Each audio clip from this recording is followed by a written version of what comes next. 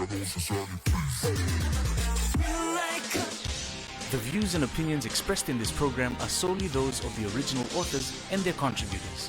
These views and opinions do not in any way represent those of MyTV, MyTV staff, and or any contributors to MyTV.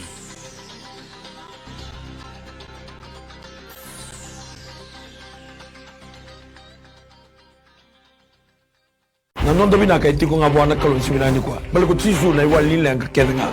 No mo itabi na bang bauta. No na itabi na kalon na taka man. Whatever problem, financial problem, or maybe sickness of any kind, because miracle do happen. Praise the Lord. Di sa mbula binaka na turanga na marama na darubo na ngonelewa kay kiamuni na lalay. Dabar ro ti kumay en ngona tale binaka ngo kando bagay dorbi kenda na be singa to doko. May na tsinigan dua kina tsinigan ruan na singalebu na program ka baka tokay na miracles do happen. Sa baga binibinaka tagi kala be tsina kalo en nona ituba kina nondan du imbula baka andua me baka tara me baka ngo na keneri rai na kena vakatiko na be masulaki na be bubale baka kina nonda bonua kina nonda mati ditu. May na tinigan dua kina tinigan rua en be singa kita sara moniti kina singa baka ruai. Total le singa tale ni kuah ni sambula binaka turanga na marama dorobo no ngonela punon du ni baka rongo may kina. So baga weekend da tiko so sa gay sugot tiko may nan rambongi na matakendai so sa tiko boli makay vale baka dangi tiko weekend tiko na matakani kuah da baka binibinaka tiko na turanga di se tundo no na ivengo ni mbula se raunin dang karabi kuaya se raunin da baka binibinaka te kuaya matakani kuah se raunin da masuti kuaya.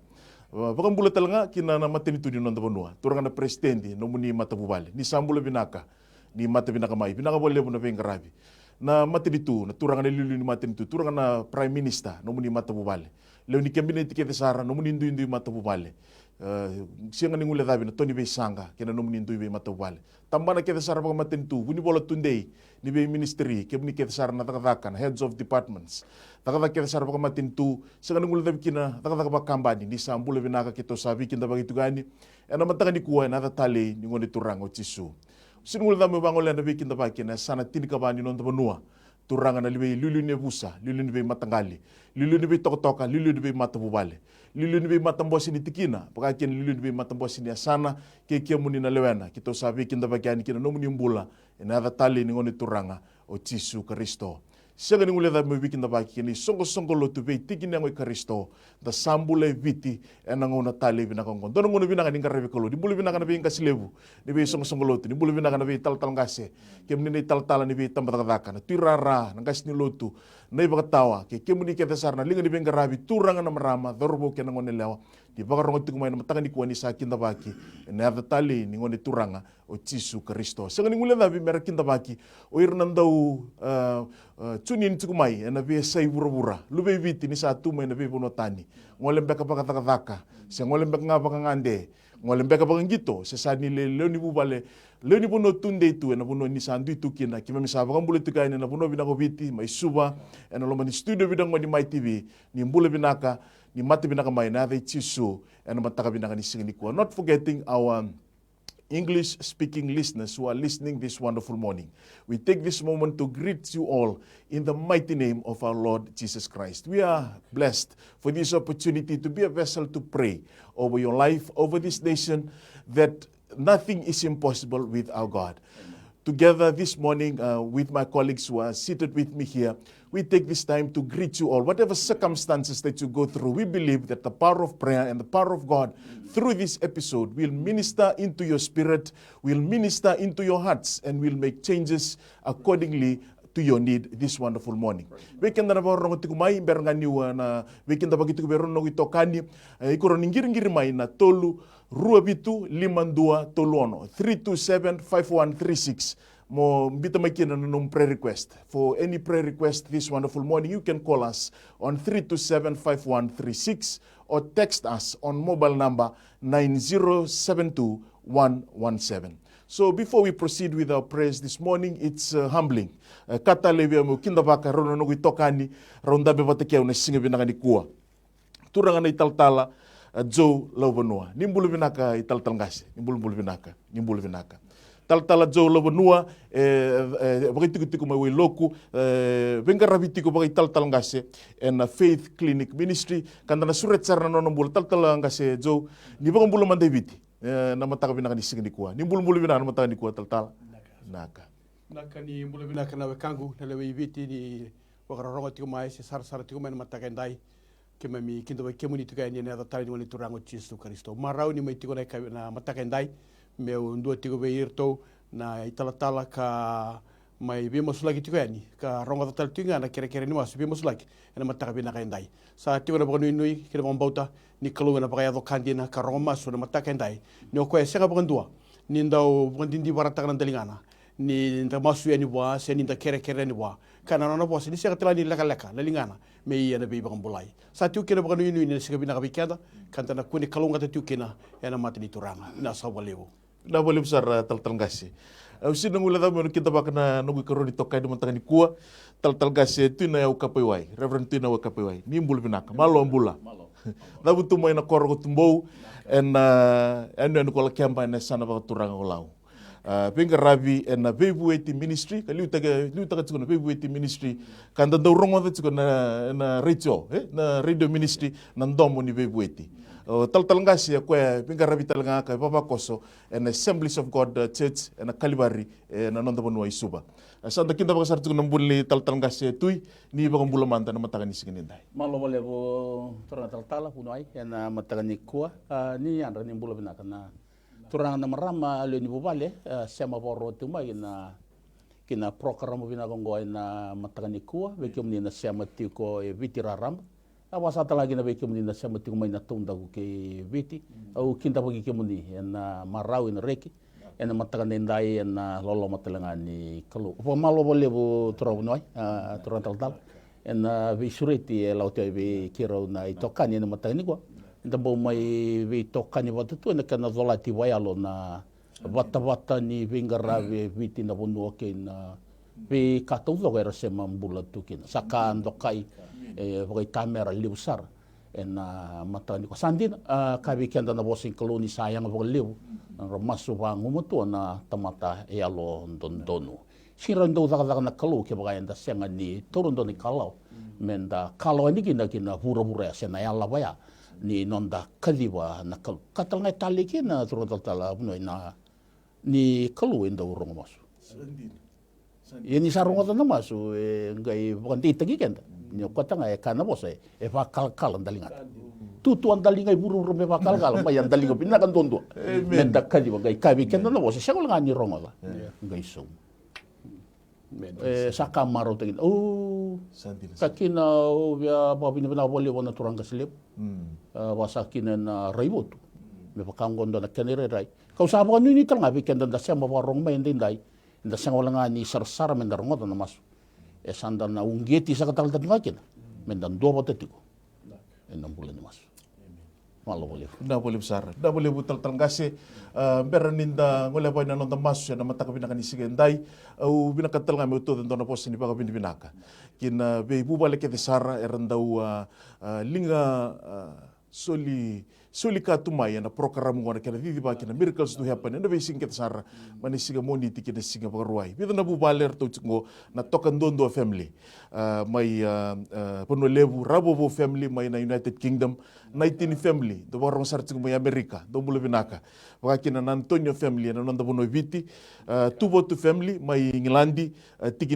tikini tambo family mai England ribati ono family mai New Zealand wakina na ului viti family mai New Zealand binaka boleh besar na dondo linga tiku mai na kena rawat tiku mena kambura tiku kina na program na besinga bagruai wakina na nomundo titi waki na program na singa tambo saba ngolital ngana babini binaka kina mai television na marama na CEO wakina na director ni mai television ni solitu endona ngauna katale semua apa tal-talgas me lagu patamai na viti kina ngoi Kristo me mai masu lagi tu na nonton bono bina boleh besar ni bakal silis ni mai TV kem do kede na robo na ngone lewa do binga rabi na transmission team kem mi saba bini bina ka kina nom do mbula sin ngule da bina ngasile bu ni sung sunglut na New Methodist Christian Fellowship kai tal ngasi value ta kina Souls to Jesus Ministry wa mo tani barong sar tu mai bono le bono matang ni kuwa erna binga rabi tiko na lotu to mata mai lambasa na non na youth kiba misaba kan bulat tukan se na tatali ngoni turango tisu bina boleh buna raiboto bina boleh buna lu bina kana kena sureti wir na ngasi lebu na tal lebi song lotu me mai baka ngona kena rai ana mataka bina kan singa dikuwa Santa tiga buna saran nanta masu berni tango leba tiku e vida na prayer request ngo ke mrono ki tokani santa nango leba ni na kena masu laki na banua na lotu na matini tu bakaki na lotu. Tal gase. Di sana tiga buna na masu laki ni banua tal jauh sana masu laka na matini tu au sana kai masu laka na lotu ni sige bina kendai. Satu so muna masu. Na boleh kira menda sa dua bata na matakandai na uno da mga sema mai kina. Sa ba ngole wata na londa wana kalo na matakabina ni ko. Ki mami sa zambe be ki muni na tamani loi ki mami. Na kalo mbula na kalo ndina. Na kalo gelo malangi. Na kalo ba tu sago chope na nomni tamata.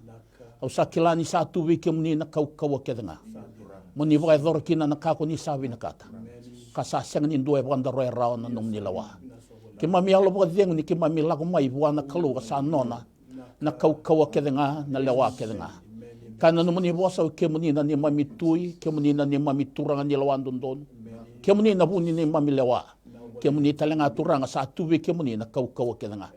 Mami alo ba dengo ni ke mami zambe tendo na bata ka tukina na linga sa senga ni ba bola tirau. Me ke mami kadiwa e na ngauna ke mami ngandrewa. Me ke mami kadiwa na ngauna ke mami oda. Me ke mami kadiba na ngaune mbuto kina be ke mami na sala. Me ke mami kadiba talan ke mami tuendo na sala vela tai. Ka ke mami senga ni kila na daba me ke mami dakaba. Matakan denda isa ba ka dengun dina na loi ke mami. Ke mami lako mai be ke muni na kalau sandalinga rongo ka matarai. Na kalau sa katalangan na muni bosa sa senga ni lega na linga muni.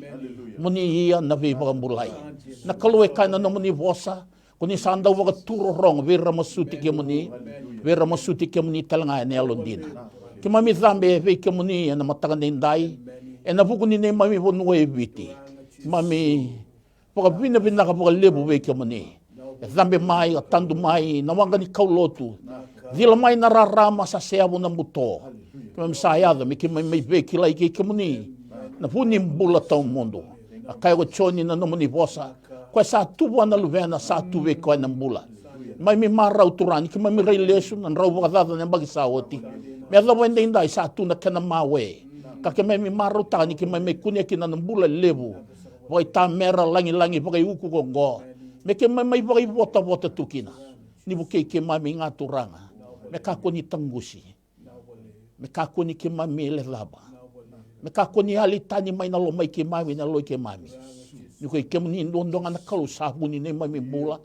kabuni ne mami tiko binaka ke mami sa zambo ende indai turanga me ke mami zambor ne mami ponua mami sa pa zambor ne no pa turanga ida kaun robin bua ke maduata ke mami sa masu lagi ir ke be ke muni wer na turanga ni bono fe lutaki wer na rendi ni bonua wer na turanga ni matanggali turanga ni abusa na be tok ka ke ir na be matambure bo turanga na be koro na ni mami kalo ke mami sa zambe be ke muni mami via ba tu sa ba kina na kalo na ni mami sikal lutu ke na ni mami bula be lutu yaki ka ke mami senga ni azoba tu na bata ni kako ni ngandreba ke mami sa ba zambor na pono be kane tolongo na kalo mami sa kere me sa lutu mai na ilumu ke nan rani bi ba sabata mai na tiko tambulo loma ni kalo mendere na bonua ke nan barabi na kaneng golingoli na kena umangele turanga nan rai chisu ke mami alo ba dengo ni ke mami kila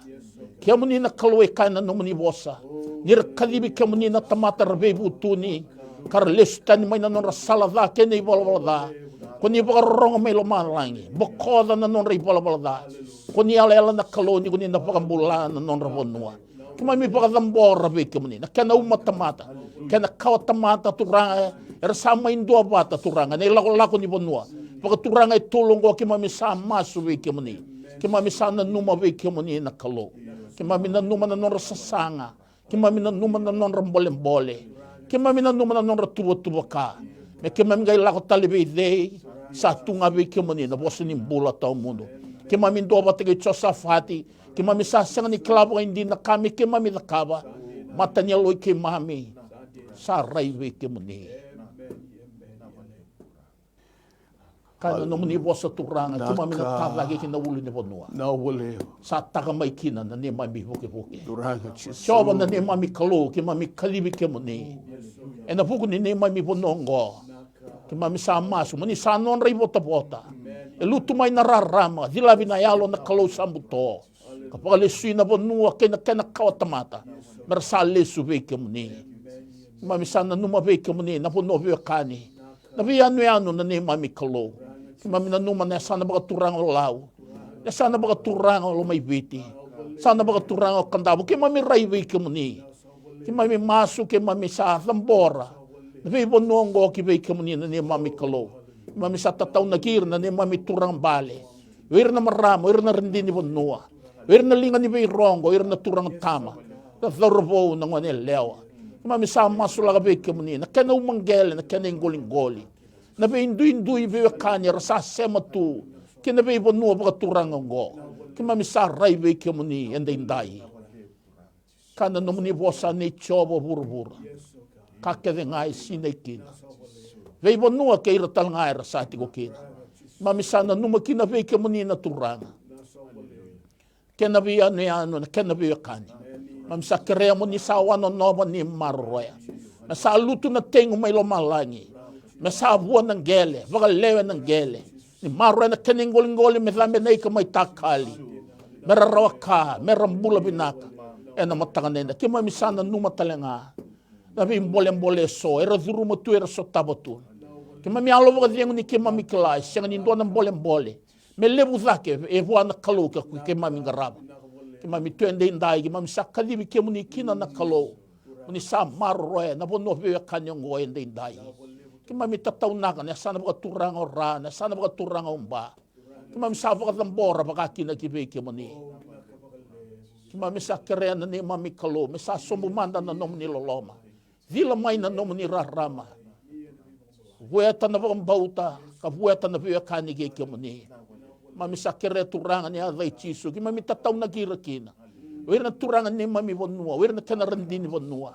Liu ni via busa, ni via matangali ni toka. Na via matambure baka turanga, saulo ni kena matabubali. Ki mami sa na numa via ke muni andai. Ki mami baka thambora baka kina, non rambole-mbole, wir na, ay tambangone sa tu. Mami sa tatau naka via ke muni, non ratuwa-tuwa ka. Non ralalawa ka. Na namuni bose ka veki mami. Miki mami pakaronga taka veki ni mami sala kena. Koni sa yala na kalau. Na kalau ko salit sumo tumay na ni mami vei mataka. Ni koni na non ray bota-bota. Ni tumberi ira. Ni bukay raba kau tagira. Mer sala ko bole namuni sala. Dilabi na namuni rarama. Mer sa turanga marama kau ang ganga. Na bonua vei wakanengo. Ki mami zunrubo na thaka ni thake na thaka ni meta. Me sa tuyali ka tuyawa. Me sa lutu mai turanga na vei wakalunga tataki. Vei ira ende indai na ni mami kalau. Ki mami na numa na sana baka turangan. Nanrungangin na bosa. Seruwagin na mosi. Ki mami rai vei ke muni ende indai. Ki mami sa kerea na ni mami kalau. Muni sa vei siko turanga. Ndele ni bonua. Vei na turanga ni mami bonua. Vei na rendi ni bonua. Vei na linga ni vei rongo. Wir na turanga tama, dhorbo ke na ngone leo. Mami sa masu vei ke muni. Ke mami sa ando wata mi ke mami baka tusa, ni ke mami sa yao vei ke muni na kalau. Mami kerea, ni talebi ke mami. Sa dhambe mai na rarama ni mbula. Weta ni mami mbula, weta na ni mami bonua. Me sa vuai nang gele, sa vuai turanga na ingoli-ngoli. Me sa mbula na ni mami bonua. Baka turanga na bonua vei kanyango, mer sa mbula vei ke muni. Masulaga na non ralalawa ka. Masulaga turanga na non ratuwa-tuwa. Ki mami rai vei ke muni na kalau. Ke muni na kalau ni sandau baka lutuka na tengo. Baka tauda na uda. Baka thambera turanga na vuwa-vuwa ini mbula. Ki mami sana numira baka kinagi vei ke muni. Mami sa kerea na non ratuwa-tuwa ka baka bonua. Muni sa vei liutagi kina na kalau. Ni baka tumbu le ni bonua. Era rere bagi ke muni. Ki mami na numa turanga na sana baka turanga na itasiri. Sana baka turanga te levo na sana baka turanga rewa. Ki mami rai vei ke muni na ne mami kalau. Ki mami sa baka thambora vei ke muni. Werna kane liu-liu wa bonua. Werna rendini bonua. Werna turanga tama werna maramatina. Ki mami sa baka thambora vei ke muni ende indai. Mami sa baka thambora bagi na kena mbole-mbole satu. Kena lalawaka. Ki mami rai vei ke muni. Kalau ko ni sale suwa o titumay na ni mami vei matak. Na kalau ko ni sulebe ki mami na bunongo. Me ke mami ke na kauambula. Me ke mami ke na tamata. Mami sa masu ve ke muni. Mami kerea na no muni ve vuke na ne mami kalo. Na kena umangele. Wir na kena umatamata. Turanga na kena ingolingoli. Ke mami sa masu laga ve ke muni. Sa umbie na kau-kawan ni no muni ra. Me sa baka sa sabata gina bonua. Me kunya na bula ve ke muni tamai ke mami. E na matagan na indai. Ke mami masulaga baka kina ki ve ke muni. Na bonua baka turanga orutuma. Ke mami sa tatau naka ve ke muni enda indai. Mami baka tambora baka kina ki ve ke muni. Na bonua na kena ingolingoli. Na kena umangele. Wir na turanga, wir na marama. Leo ni bonua na kalo. Rasa baka tambori baka kina ki ve ke muni. E na mataga binaga ni singa na indai. Mami sa kerea na no muni ve buke turanga. E na yada i tisu e na mataga ni singa ongo. Mami baka binaga taga na vika ako ni safa kalunga te ke mami tukina. Mami kerea na yada i tisu. Dila mai na no muni rarama. Dila mana lo mai ke mami samuto. Kauti ke mami ani ginang bula. Sa tuve ke muni. Na ne mami bonua e vite na indai. Baka binaga taga ni ko ni baka tara. Me zambe mai na rarama. Sa zambe mai ko tisu Karisto. Ke mami sa maso na indai. Na bonua e vite turangan. Me sa vakalo ti ngave ke muni. Ngoni sa baka turanga tagi tisu Karisto. E na ne mami bonua. Me zuwa na ve kalo ke nga. Lolo virana ve ul ni bonua ke nga. Me zere na itiko baka turanga i choba na kalo ni levunga. Ne mami kalo ki mami sa raive ke muni enda indai. Mami baka tambora. Baka ndua tale na ne mami bonua. Ke mami sa lau wata mai ve ke muni ni ke mami ke la. Mi ke mami gai lako tale ve zei. Rai tale ve zei. Ke muni ngana ne mami ulu ni bonua. Sa taka mai kina ne mami buke. Ane mami ron roi kana no muni bosa. Ai baka ruru kau ko choba ne singa ni rarawa. Muni sa kleire rasa baka rabi ve ke muni. Ke mami mutuka ne mami bula baka bonua. Indo na sala ve latai. Ke mami raida turanga na. Malu-malumu sa atuwe ke mami. Ke mami alo baka dengu ni ke mami kila. Na bonua ngo ka soli ve ke muni. Era soli ego ne mami ngase ve ke muni. Choba na ne mami kalo. Ke mami masende indai. Ke mami na lubei viti. Ke mami na kena kauambula. Ke mami bulan donu maka na kena ngauna. Ke mami raive ke muni na ne mami kalo. Ke mami seni ngule dhame. Ke mami baka tusa. Ne mami bala dhani bonua. Choba kaina no muni bosa. Ke baka tasongolo malangi. Ke baka senga ni tau na ula. Kaina no muni bosa turang. Ke baka rasa baka malu-malum tagir. Kuira na nungu tamata. Era saba to kaya ne dangu. Choba na ne mami kalo. Ke mami saba ka tambuya tale bagan dua. Nandelin soso e vite indai. Kapa ka tambuy tau manda ve ke muni. Indai na loma ni valenggo. Na tigi ni awongo. Ke mami saba ka iyo ve ke muni. Ke mami saba ka iyo ve ke me. Meno muni tigo nga. Meno muni tigo nga. Ni bokoda ni mami balbalada. Kuni yala taka na kalo ni kuni na bokoda ni mami balbalada. Baka sama-sama ate ki mami. Baka mula baka kina ni mami bonua. Kosa kana ni mami masu turang. Sada buti ka baka zamberian. Yalo baka bauta ka na yalo baka dinata. Kuni yala muni tisu Karisto na ni mami turanga. Ni mami baka bula doon. Amen. Haleluya. Ke mami baka pinakatigo be ke muni na kalo. Ike mami bibu ke masu tiko na mataka binaka indai. No muni bose tukuna ke baka ke mami kere ni bi ke muni na be yanu. Na be matini tuo ni na solia ke ngete ni lenga ke mami. Na masu sama idambo na kalo sa dambo kina na banua. E ke mami sama kureo ngona kalo ni ke mami damborna ni mami matini tu be ke muni. Ke mami saba mbauta tiko na no muni bosa. Matini tu na be luta ki sama be ke muni na kalo. Ia na mataka binaka indai turanga sama tata be ke muni sa wodi baka bundi be ke muni na ne mami matini tu na ne mami kalo turang ke mami sa baka binaka taka na ngauna ke mami lago dhuru mationgo bale tango na ngauna sekani ngalu kina nando mamuni ngo talanga na ngauna ni baka takila ke muni tio kina na ngauna ni baka takila tio kina na kalo no ke muni ndondo nga na inui na kalo ndina ndondo nga senga nindo e tura viti ke muni ka senga talanga nindo na waseba ti ke muni na no muni tutu zezere langi kandokai se bradava na kai sengata na tamata turanga me baganduria turanga indua tale na kalau kala somita ke muni o ke muni no muni na yoti ni lawa ke ma mingaravi ke muni ka bambauti ke muni na turanga no ke muni na kalau na isau ni wali ni langa membale tibiti ke me sabra bine bina ke lebu na kalau turanga ni mati ni tungo asa dambori be ke muni asa soli telanga be ke muni na ni mami kalau o ira rebeli utaki ra sama ingwaleani ra liu be ke mami na kalau rando bagatu sa no ke muni na kalau ke biti ye ke tau mai na ke taka ndai na kalau me ke tau me brande taka tu na bagatu tu sa ya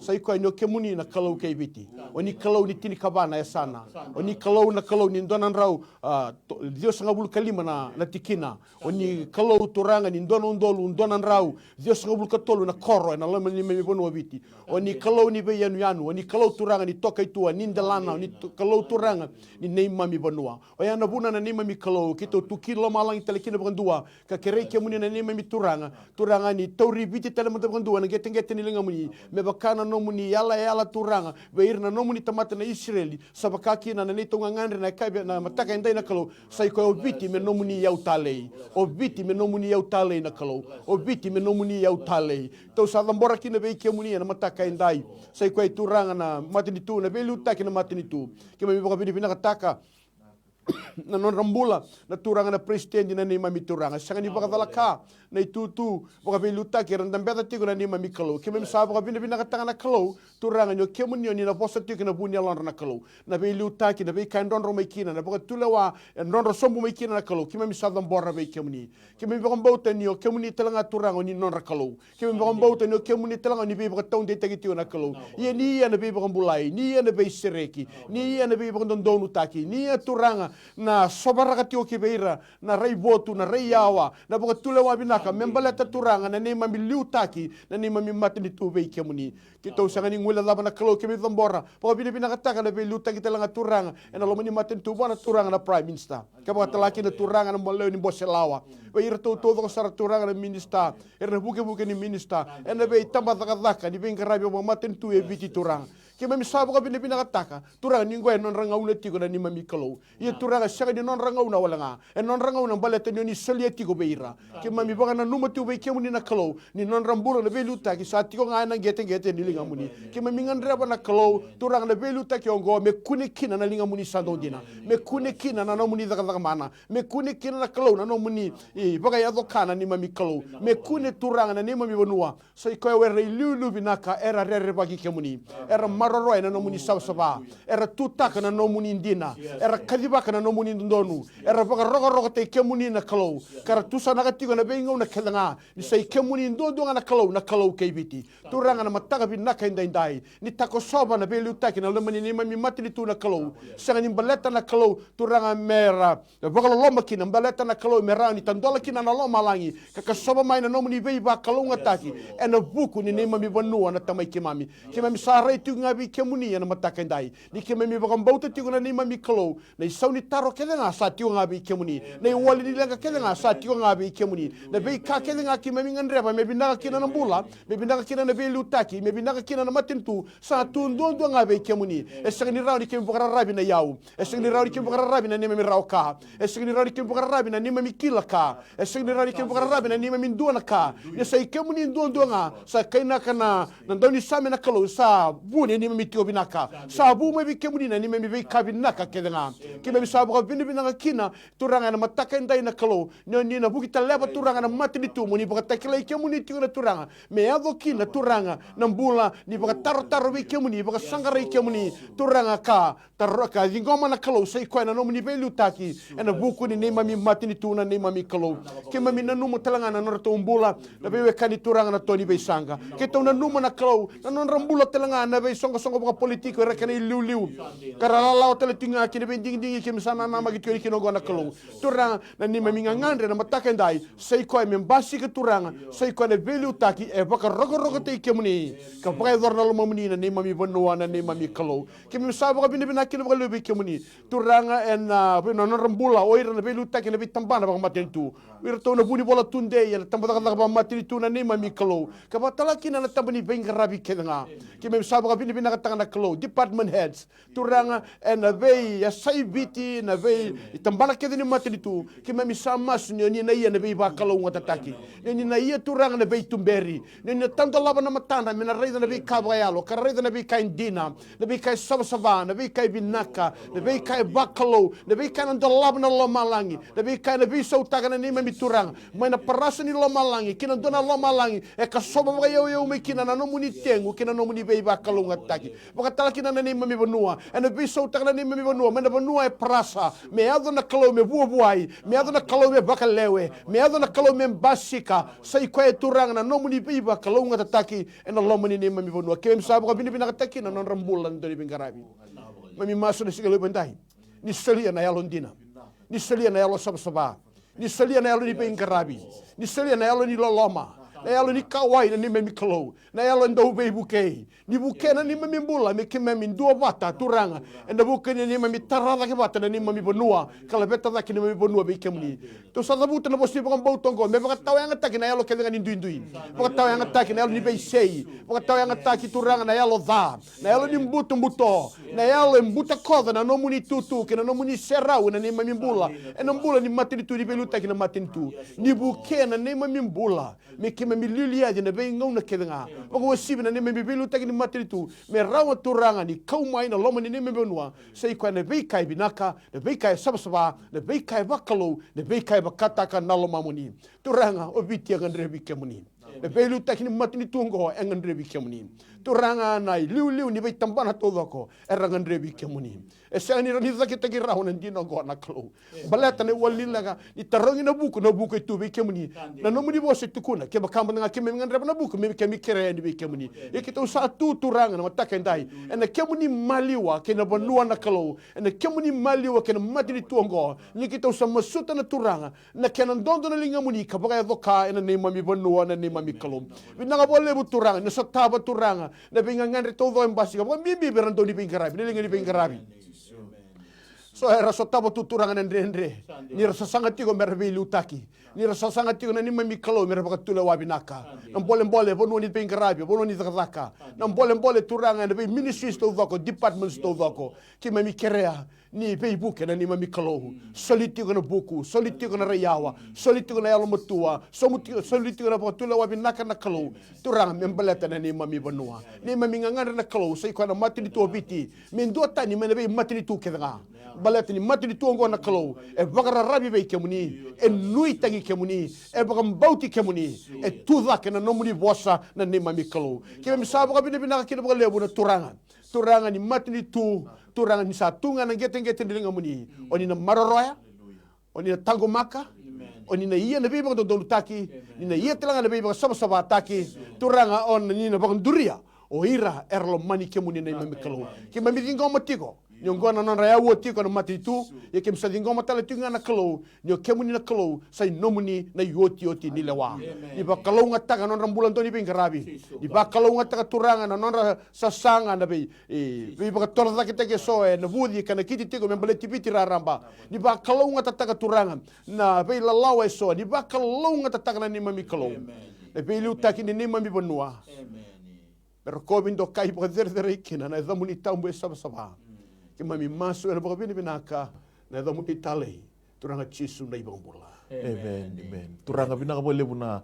mataka binaka di singandai dona mataka tale di relang batamai na lube mni merbai masuti ke muni tsoba na kalau mai lo malangi na kalau ni Israeli kalau sanga ni susobu semua dan dona ngauna kalau ko ni sandau so mana masu na dini no muni bosa do tangi mai bea una ronga di beke mundo au na baka takila beke mundo na be kanrenre buni do sasanga ni kila na boleh buna mataka ni kuwa na boleh buna ulu tangai rua samai labe te beke muni tsoba kim na sinwala dami kim masula ka beke muni na lotu Yesu Kristo sambula na ni mami banua binanga boleh bu nortoa kambe mai lotu tau manda bina boleh bu na kena mai baka rara mata kena ni mami banua bina boleh bu na kena samboko na lobo bina boleh bu turanga Yesu na kena sa lutu na iwau ena kosipeli ka kambe mateki mai na ni mami banua kima mi ndambe ni kwa mekima mi relesu mekima mi kaya sabi na kangana kalau ni Israeli sabi na kangana kalau kau na kalau mai lo malangi na kalau ni bibu no kedenga na kalau ni bei tamba tamate kedenga tamangu sam masula ka beke mani bei tigina ngo kete sare Kristo ena mataka binaka ni singa ni kuwa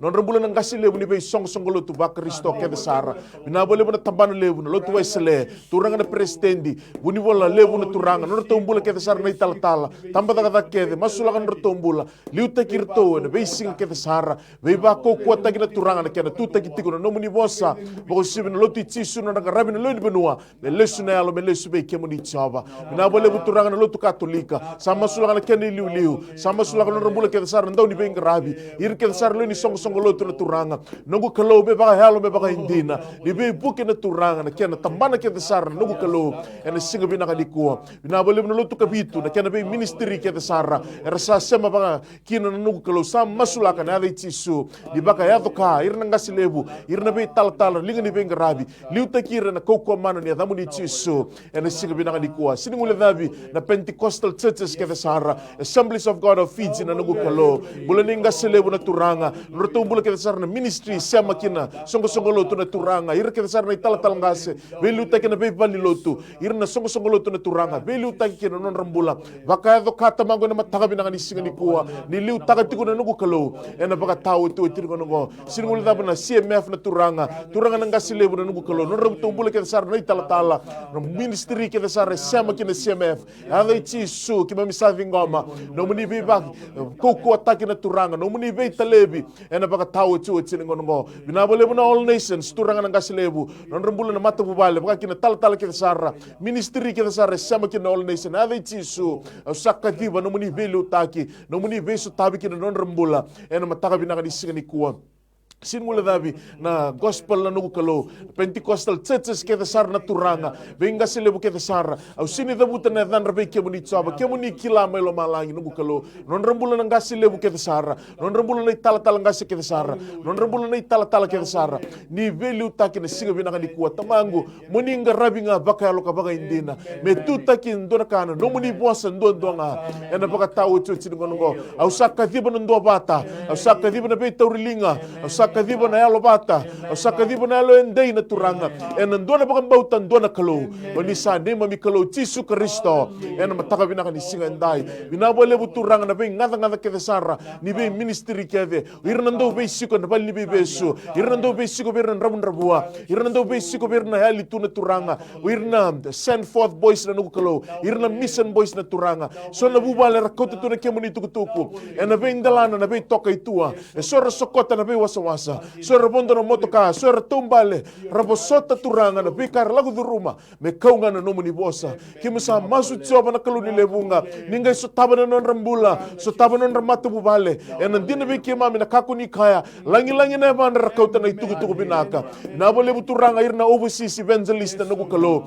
irna ka lewi biti sar kau kota tu nomuni bosa na buno lebu ko China buno ko Asia na turanga sora tiku sar mai Mexico sora tiku sar mai na Afrika na nugu kalo na bole na be continent ke sar mai Afrika mai Europe sar tiku kina na lewi biti rasa kota tu na kemuni tuku ke misaba bini bina kata na siga bina ni kuwa sanga wala ngani kima mi avingoma na rauna mbaki sawoti sanga wala ngani kima mi avingoma tamangu kima bisa mai kota tale na tuku ena baka tawo chochi ngono bina bole bu na alu bina kan benga rabi na num kalo bina bole bu turanga ni kemuni na suleti ko ngamai na bossa mbula na bossa mana me baka dodolu tagi tiku kina na lako ena baka tawo chochi ngono kima mi sinu mule dapat nga masula ke kemuni na merda di be songolo tu turanga irando bossa sibita tu na songolo tu turanga nungu kalo ni lo manira na mataka ni kuwa sorendo undusia tu na tala ni kalo sorendo undusia tu na taka ni turanga tamangu ni baka do kaki na non rambula na mataka ni singendai ni lo manira na turanga so taba na ngandre tu lo mandra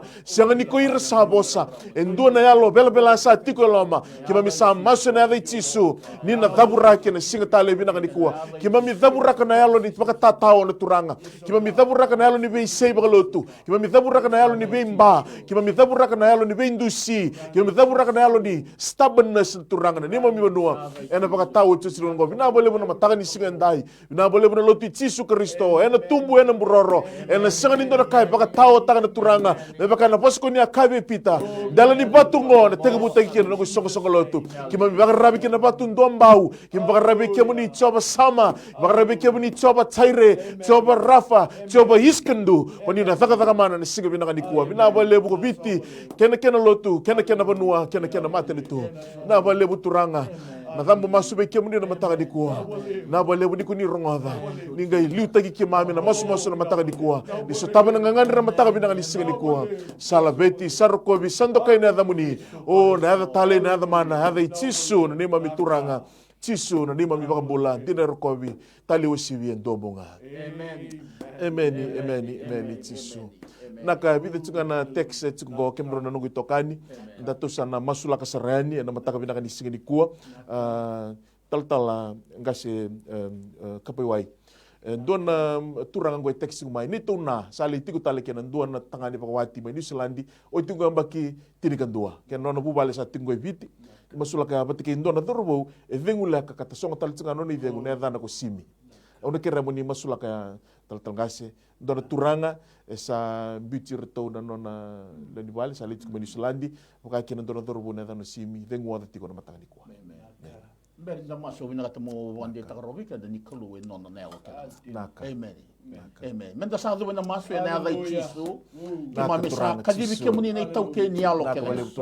ma mesa masula kana bubale ka dabute ende indai na mbula ni bio kani na kana mai ramusu ke ma mesa kadibi ke muni na kalu e na mataka ende indai ke muni na kalu ni mata bubale ke muni ko ni boza na bubale Kima misazun ruwa na zaga ni meda na zaga ni zaga boga buna tuturanga mai ramusu tuki na veka ningo kima misakadibi kemoni ni semata ni boga binaka taka na mataka ni singa nenda ena ya dai tisu kima misapaka roro taka na zamuni ni ko kemoni na kalo ni be bonua kedanga ko ni tiko na be yasana kedanga ena be ngauna kedanga kima misazam borabi kemoni na bubale ngo ende indai ena ya dai tisu ni ko na semata boga roro taki kina na zamuni na turanga que mami zambora para que na zorbongo ve simende indai ene ava itisu ena vugo ni tobi mate vodi koetiko que moni na kalu sanda usolia na izengu sengalanga ni zengu ni mbula na izengu mbula talenga que mami sa masolgi koe na moni zorbongo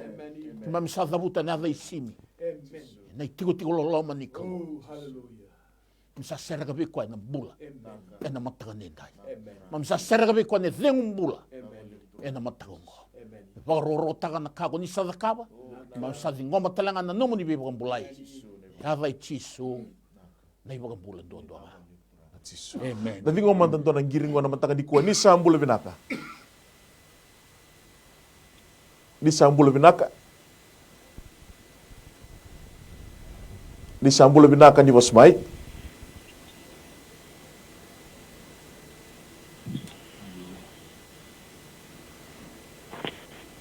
ni sambula binaka ni bulu binaka dona kere mai au kere meu masulaki sa buli tobio tu binaka sa lutu tal na mataka ko tal jo masulaki na dona bubale text mai da bele daki baka sori na ngona ka ndo talanga na marama ngiri text mai na lumena uluma tua da welo totolo kana maruana kena bi murmuri mbere anda vingo matal mandana ngiri ko ni sambulu binaka Halo ni bulu binaka na di bos mai kita ni sambulu binaka naka mai no muni kere pe masulaki anda cuma nang ker talpa mangani mas kere ni mas lek mata mai itu ta bukan indah mate ni nangunang ko ni vit yang ko ni valang iba tabako salak nga may labo salak ko tuturang singa ni besaw ni sa singda ni labo bo may vale nene binabole wakam botanaw kita kaya kami mas lek turang si sume tambo ko tagi nangunyo na maten salak tunggo sa singda ni labo sa boy vale naka tal jo tu sana masulak sa kay nabale mo naka Sakani baga dalaka no muni kauto mai wana turanga. Sakani baleti kito. Balatuna ni baga bauta na klo. Kana baga rogo takana turanga na baga adokata laki na turanga. Tumasu.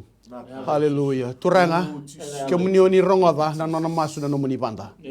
Sa sakani ndona kai baga dalaka bi ke muni. Sa raiti ko na matamuni ka wano no bati ko na klo na nona tombula na nona tota na nona bula na tota. Yekim sando bata na matakenda ni kimi zambora no nambula be kemuni na kalo kimi mi besuga ka bauda kalo sai ko na be yalo bela bela kedenga kena yalo kedenga turanga ni be ba kambombula taki ni be ba tonga taki turanga ka besugi tukina no nambula ena ya wa bina kongo kimi mi ba tusani turanga ya turanga binaka ke me baka tu sa talanga turanga ni tiko na tamate loma o ko ngan rebi ke munindina o ya na buna na ka bendai na sigele bendai na ni me kalo ke me kajiba kina na lona na ya da mana Jesu Kristo me baka rogo tagi ke muni ka baka sangarai ke muni turanga ke me sa masu na kalo ni ki me zabuta na bosongo me baka tawe nga taki na be bau ke nga lubara ki mai buana elo ni mateni na elo ni ngaro na elo de be ka baka yango na kai baka sisila na be ka ni be baka bombula taki era lubara ka baka tawe nga taki na yalla mana I Jesu Kristo ka ke me bosa taka na bos ni mbula kina na mbula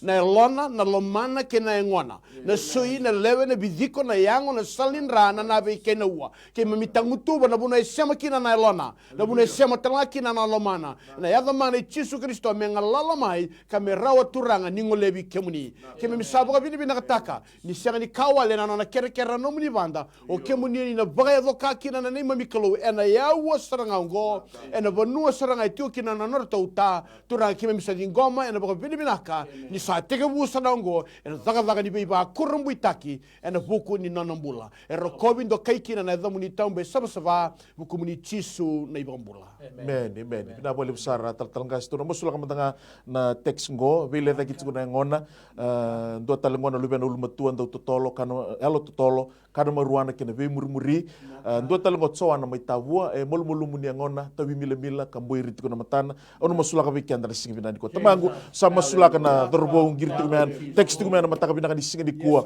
dawa molmolu mutu na ngona no kaloni be bagambulai na dai Jesu sakadiba no muni nra sakadiba no weni kemuni kuita daw be bagambulai na bagambulan no bula dorbo ka teks tu mai na mataka binaka di singi di kuwa singi wala na bubal mai tabua to teks tu mai na mataka binaka di singi ndai don maramaya tukuri tu man no ulu matua daw kana maruana turanga daw alo kau adai Jesu sa komanta ki kuna alo ni mateni alo mayeli na alo maimbulu mbiuta na bubale ena mataka binaka di singi di kuwa alo ni kana maruana mbiuta na bubale ena adai Jesu na singi binani ko kito sa ngoma ndono ngoni bo kito sa ngoma ndono ngoni mbuli bo be baka roko tekina damuni sini wala na teks mai tabua daw mila na yango paka kina na mboiri ni ulu na adai Jesu ni be sereki ni be bagambulai ena singi binani ko ena nduri mena tukuni ala tagi kemuni ali na mila me baka roko tekina damuni. Thank you for your healing in Jesus name we pray amen na boleh besar na singi binani kuwa na teks nga tarabat go tal tui neto mbili ni liba semberti ni somi sara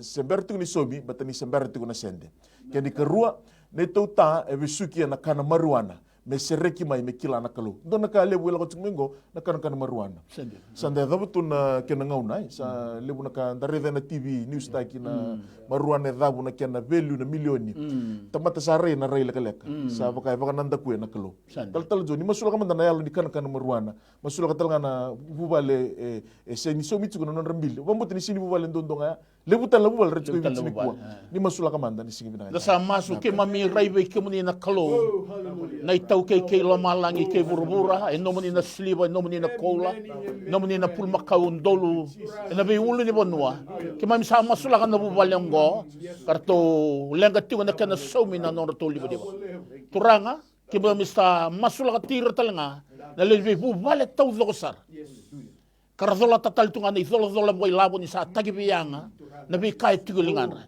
ke mami kadibi ke muni na kalo sandau tawana na ni mami lolo e takibiyanga mami raibe ke muni ende indai rasa vauzi bata todo ke na bebu vale karso tamoti na izolo boy labo na ngonongo ya dai Jesu ni bagatala ni bagatara nomni zaga mana be ba kurumbitaki ena nomni salanga bagatagi ke muni ni be sotabe na non rambula ena mataka indai mamsana no matalanga na single bongo turanga no muni tamata ka vauzi tigo turanga ni besu ni wani mate ni pe mate ni tagyongo kasa pagalo matagi retuna ni mami tambang ngone dorbo ngone leo ve bu vale ndai ma sa masu ve ke muni na vai Jesu na no muni ve seregi na non rambula tamusuka ni besu tamusuka na pe totonga ni taki ke to sa sereka ya ni behira na bula ndai ke ira talanga era baka nanu karsema tikumai ena bata ni pengarabiongo katuba ka kina non ngandre na kalu mersereki mami sakadibi ke muni na kalau sambula muni sapaka dor saran no muni be mulai mami sa ngoma ni soni masongo Buni aga muni tisu na ni mami turanga ni mami bombula. Na boleh beni tisu. Na boleh besar na bi masulaki na mataka binangan di sini kuar. Rono ngir mai ke warong mai na 3275136 kita tu bagar rame kita masulak na nombula ke na nomata bale no mangan mataka binangan di sini kuar. Tal jo total teks kungo. Teks kungo ento na marama na nono tu ta me re-enlist tale eno visa. Nangono dala ko durumut singo le wera buta ni meno datak. Masula kana bubala, masula katal nga sono bubala sa buta ni datak. So apply tugo. Masula kirtal nga. Kini kerunga nunggu ngone le o tiku sar mangilandi wara katigo non assessment kena non visa. Nono ulutanga batanga ko mbote ni sotal nga na bubale. Era pasang ratu na datak kibalangi tal jo masula ka batanga na rono ulutanga. Naka. Turanga kema misaba ko binibinaka be kemuni. Siso. Nirani baka taratu na ya uwa bakongo me kema mingole be kina be kemuni. Kime misala ko ngamay na lebang bauti kemuni. Kemuni ni sakini do solia turang nangata ni kirena ika.